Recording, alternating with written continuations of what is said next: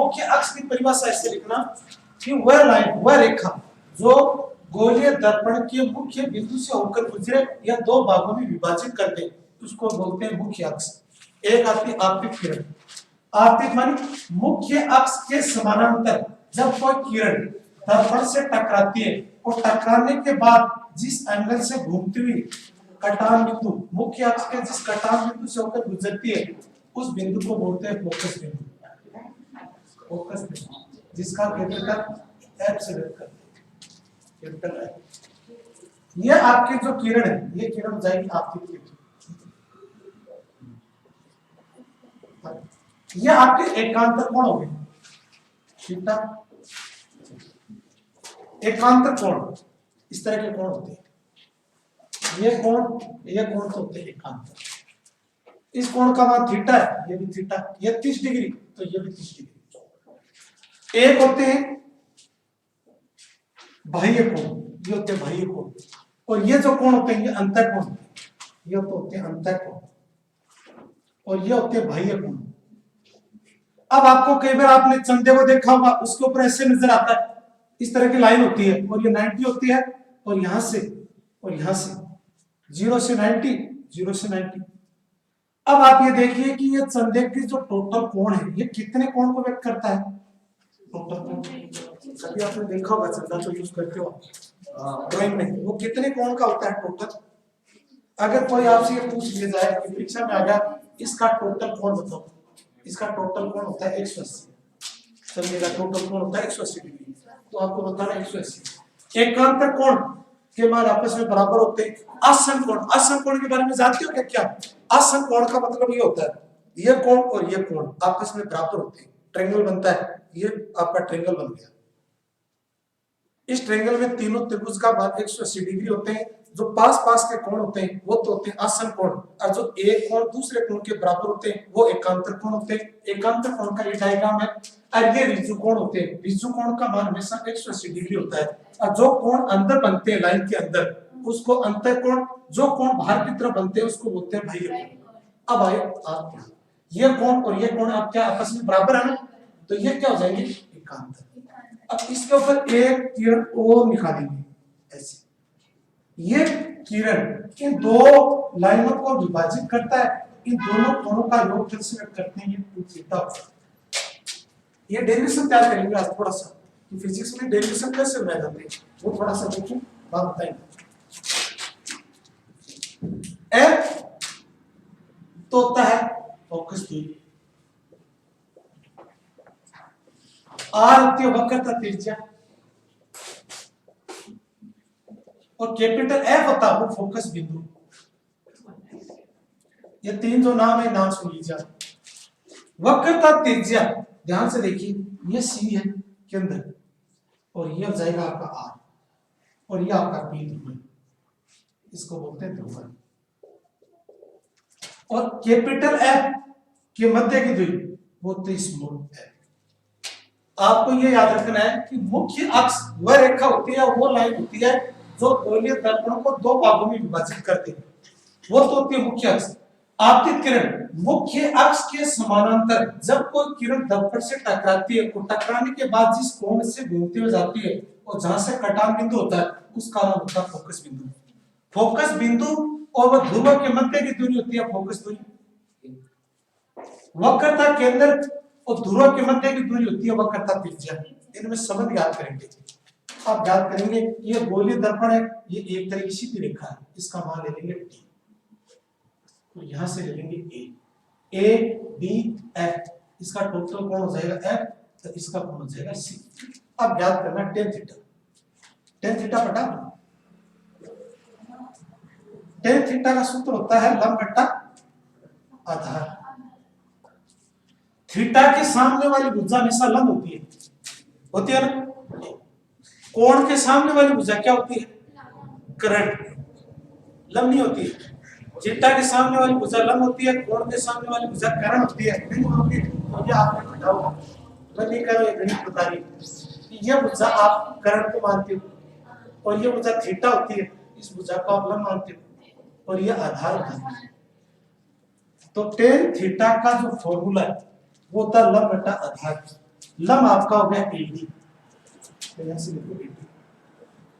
आधार कौन सा हो गया एफ, ये तो कोण निकल गया आपका थीटा से।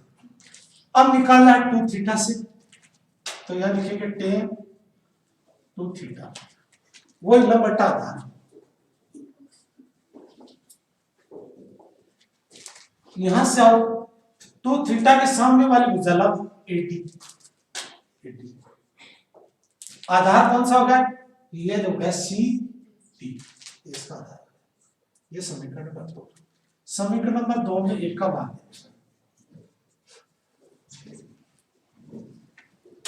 दीजिए बात। अब ये कह रहा है कि जो टेन थीटा है वो थीटा के बराबर है, टेन 2 थीटा है वो लगभग 2 थीटा के बराबर है। सर्वांग का मतलब होता है ये कोण इस कोण के बराबर है, तब आप इस समीकरण की जगह ये लिख सकते हो 2 थीटा अपॉन थीटा। 2 थीटा वाला मान ये रखो 80 अपॉन CD, और थीटा वाला मान 80 और ये मान नीचे है ये ऊपर चला जाएगा 80 से 80 का आंसर 80 FD का मान है वो कितना है F,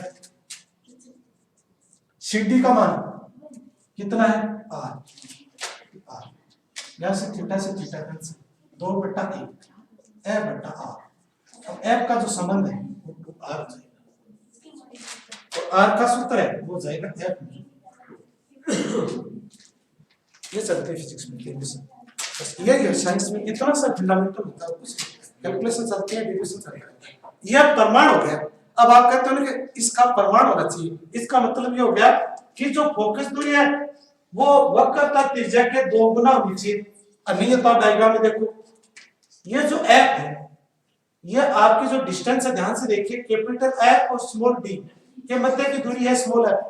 ये दूरी और r से तुलना करोगे तो f को 2 भागों में विभाजित करोगे तो r के बराबर होगा। r का मान है वो f2 से आधा है, तो ये r2 से आधा है। बट आपको ये नहीं पूछेंगे एग्जाम में। ये तो क्या है, जैसे कोई साइंस में हम बच्चों को पढ़ाते हैं, जैसे 12th क्लास है 11th क्लास है, उन बच्चों को इस तरह से समझाना होता है। आपको इससे पूछेगा क्या, वो आपसे पूछेगा कि ध्रुव किसे कहते हैं। ध्रुव का मतलब होता है गोलीय दर्पण का मुख्य बिंदु या मुख्य केंद्र, जिसको ध्रुव बोलते हैं। ध्रुव को अंग्रेजी में बोलते हैं पोल, पोल, और हिंदी में बोलते हैं ध्रुव, पोल, इसका नाम हो जाता है। ये मैंने डेरिवेशन को डिफाइन किया, इस डिफाइन के आधार पर जब आपका माना गया, बट आपको इसमें कोई मतलब नहीं इसमें जाने से, क्योंकि आप एज ए ग्रेजुएशन कर रहे हो बीएससी। जब बीएससी का बच्चा बैठता है वो बच्चों को हमारे को समझाना पड़ता है। आपको इसमें जाने की जरूरत नहीं है। आपको हिस्ट्री, पॉलिटिकल, ज्योग्राफी के साथ साथ जीएस का थोड़ा बहुत पार्ट, कल से तो आ जाएगी मैथ वाली सर, उनकी रेगुलर क्लास रहेगी, उनके साथ साथ थोड़ा बहुत कंप्यूटर, जीएस और रीजनिंग, ये ऐसी चीजें होती हैं, ये थोड़ी साइंस से जुड़ी होती है, इनको आप रेगुलर अभ्यास करते रहिए। अब मैं जो चीजें लिखा रहा हूँ वो थोड़ा सा आप नोट कर लीजिए कि ये परिभाषाएं होती क्या है, इनका मुख्य उद्देश्य क्या है। अगर कोई परीक्षा में पूछ लिया जाए कि आर क्या है, एफ क्या है, सी क्या है, ये प्रकाश का चैप्टर हर बार आता है, 1 या 2 प्रश्न जरूर आता है। अभी पटवारी के अंदर एग्जाम में प्रश्न आया था, साइंस का प्रश्न था कि पेड़ पौधे कौन से समय में न तो कार्बन डाइऑक्साइड छोड़ते हैं और न ऑक्सीजन, ऐसा कौन सा समय होता है जो पेड़ पौधे न तो कार्बन डाइऑक्साइड को लेते हैं न ऑक्सीजन को छोड़ते हैं। उसमें ऑप्शन था दोपहर का समय, सुबह का समय, रात्रि का समय, संध्या का समय। ये पटवारी में प्रश्न आया था। तो अगर ऐसा प्रश्न आए तो क्या उत्तर दोगे आप कि पेड़ पौधे कौन से टाइम में न तो कार्बन डाइऑक्साइड लेते हैं न ऑक्सीजन छोड़ते हैं? कोई है आपको टाइम कौन से समय होता है? वो होता है संध्या का समय। संध्या के समय पेड़ पौधे न तो कार्बन डाइऑक्साइड लेते हैं न ऑक्सीजन छोड़ते हैं। रात्रि के समय कौन सा पेड़ होता है जो ऑक्सीजन देता है? ये प्रश्न आया था। पीपल, पीपल होता है रात्रि इसमें आप सो सकते हो, कोई नुकसान नहीं। पीपल पेड़ के नीचे हमेशा 24 आवर ऑक्सीजन देता है। एक आपने ये बताया कि आसमान में जो नीला रंग दिखाई देता है किस कारण दिखाई देता है? वो वायुमंडलीय अपवर्तन के कारण। इस तरह के प्रश्न आए थे 5-6 प्रश्न। एक प्रश्न यह आया था कि कभी नहीं है तो आपने प्रैक्टिकल किया होगा, यहाँ से एक गत्ता रखते हो, गत्ते के ऊपर सिक्का रखते हो, तो गत्ते को जैसे बाहर फेंकते हो तो सिक्का नीचे गिर जाता है। किया ये किस वजह से होता है? सिक्का नीचे क्यों गिर जाता है, गत्ते के साथ क्यों नहीं चला जाता है? आपने कागज को तो रखा दिया है, तो कागज के साथ भी सिक्का चला जाना चाहिए, पर सिक्का नहीं जाता है, सिक्का वहीं गिर जाता है, कागज का गत्ता चला जाता है। ऐसा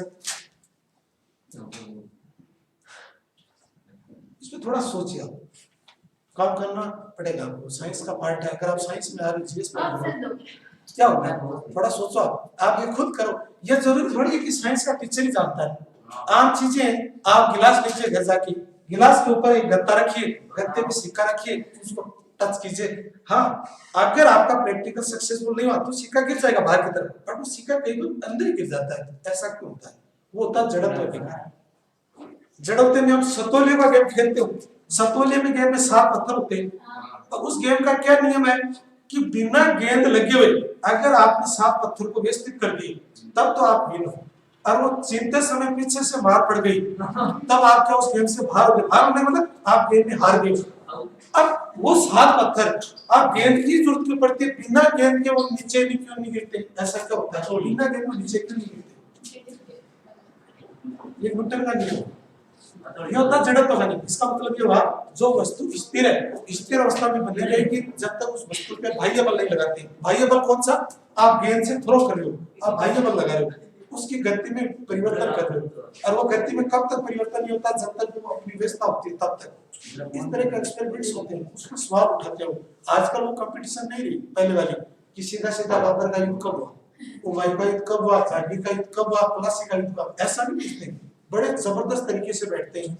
लक्ष्य की गाइड उनको पता है, उत्कर्ष से पढ़ गया है, प्रयास से पढ़ गया है, लक्ष्य की गाइड निकाल गया, दक्ष की गाइड निकाल गया, उनको वो साइड में कर देते हैं, उसके बाद में पेपर बनाते हैं।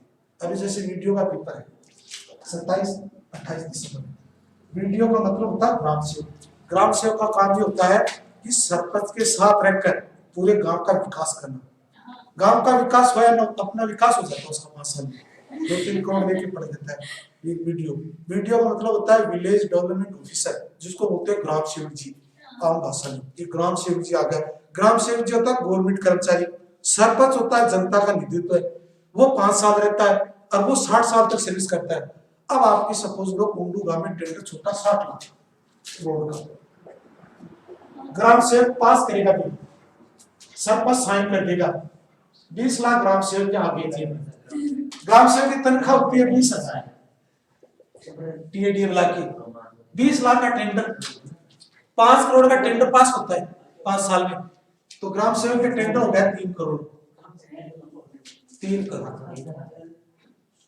सरपंच के में कितना? 3 करोड़। सरपंच की तनख्वाह कितनी होती है? 5,000।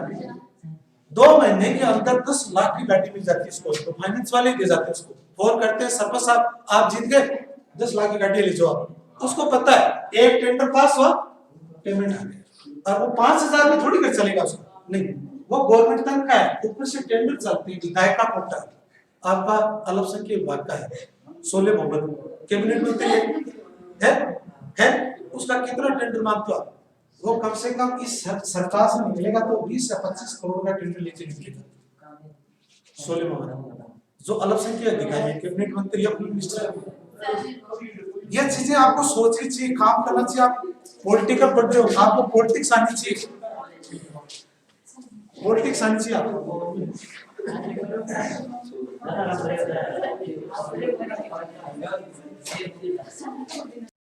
उसके साथ साथ सारे मान कितने होंगे? पॉजिटिव। और सूर्य की अपोजिशन में आ रही होती है वो मान क्या हो जाते हैं?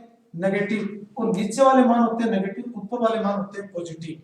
नहीं होता है? कोऑर्डिनेटर पढ़ा होगा 10th क्लास में, ऐसे ज्योमेट्री, जिसमें 1 2 लिख दो, उसके बाद में ये भी ज्योमेट्री में लिख दो, और ये मान आप x x plus y y plus, यहाँ आपने -1 -2 -3, और यहाँ से भी क्या करते हो? -1 -2